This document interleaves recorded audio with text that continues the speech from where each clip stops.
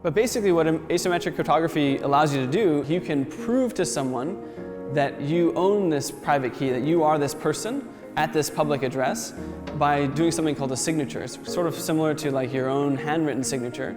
You say like, I am Nick White. In order to imitate it, they either you gave them your private key or they were able to reverse this mathematical property. So the first thing you need to know if you're talking about blockchain is cryptography. I'm sure you guys heard the term like crypto. It's often synonymous with blockchain. People just call it crypto, which is short both for cryptography as well as cryptocurrencies. But cryptography is the science of secrets. It's basically like, how can I keep a secret? That's how it started. It started all the way back like in Julius Caesar's time when he was sending messages to his generals. And obviously if you send a message via some courier, he could be intercepted and the message could be read, and then all of a sudden, they know your military's plan and they can fight you and preempt your attack or whatever. And so cryptography sort of started this way, as a way of keeping secrets from other people. And it evolved actually to do a lot more than that. But another example is that it played a deciding role in the outcome of World War II. So I don't know if you guys are aware of this, but you've probably maybe seen the movie about Alan Turing.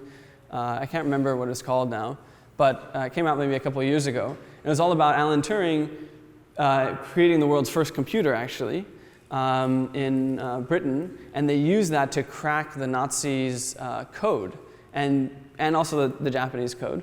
And by cracking the code, they were, like I said earlier, in the Julius Caesar context, they were able to basically know the movement of German troops ahead of time and basically sink their boats and all of that. So cryptography is actually really important.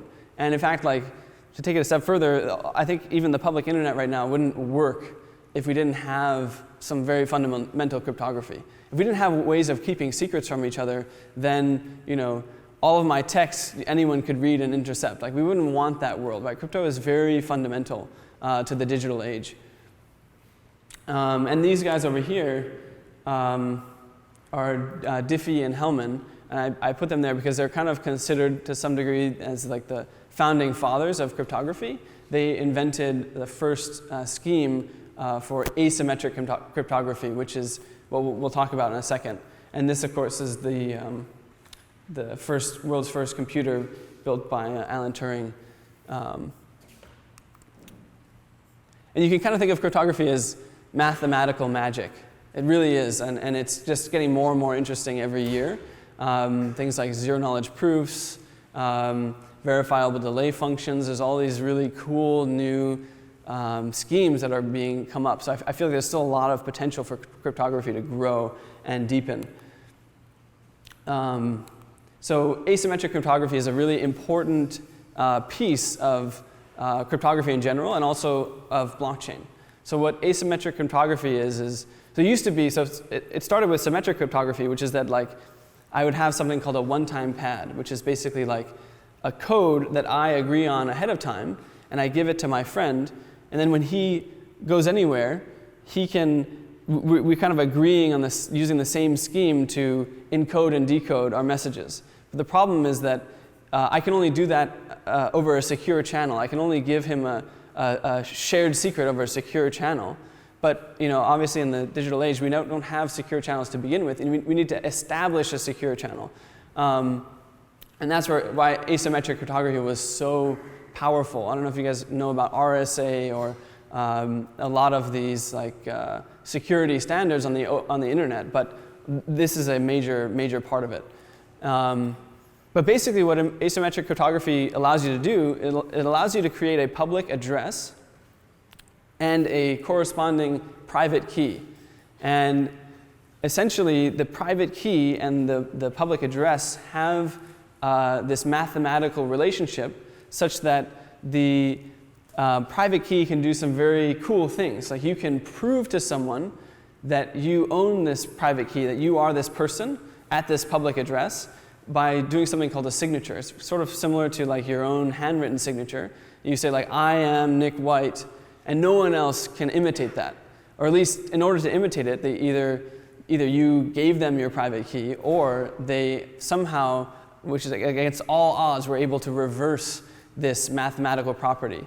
And this is really important for blockchain, because it's sort of like a way of, it's like creating your own little like mailbox or your own bank account. Your private key becomes something that is like your identity in some sense on the blockchain.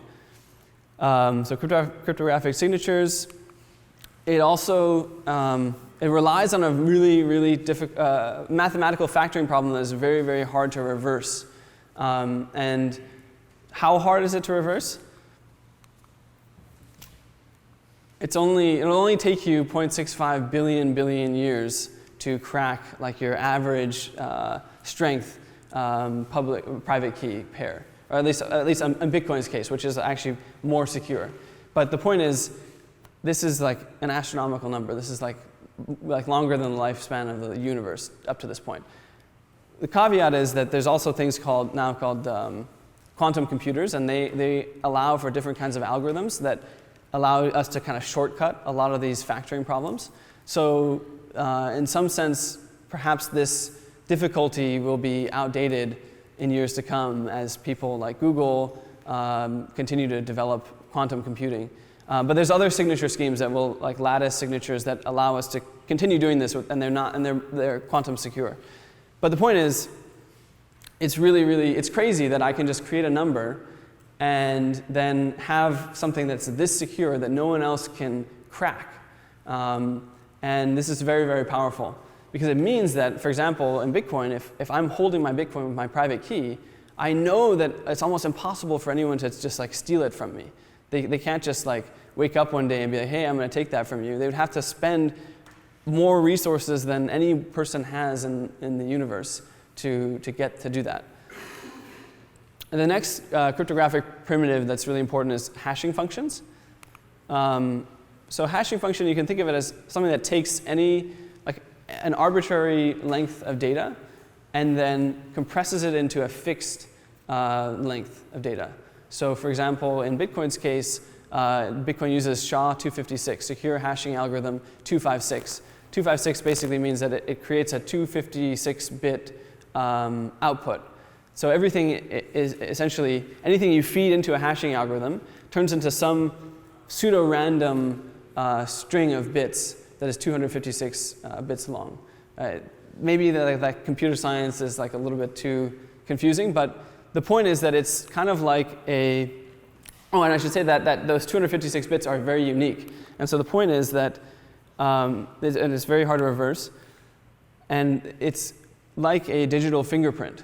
It's like if I took a photo of my face and I hashed it, then if I wanted to, and I could give you the hash, and you wouldn't see the photo. And if I ever wanted to prove to you that this is the photo that I used to create that hash, I could give you that photo. You can hash it yourself and verify that yes, this is the photo that you hashed to begin with. So it's sort of like a digital fingerprint. If that photo were modified even a small amount, the hash output would be completely different. So he would know that that wasn't the original input, that had been tampered with in some way.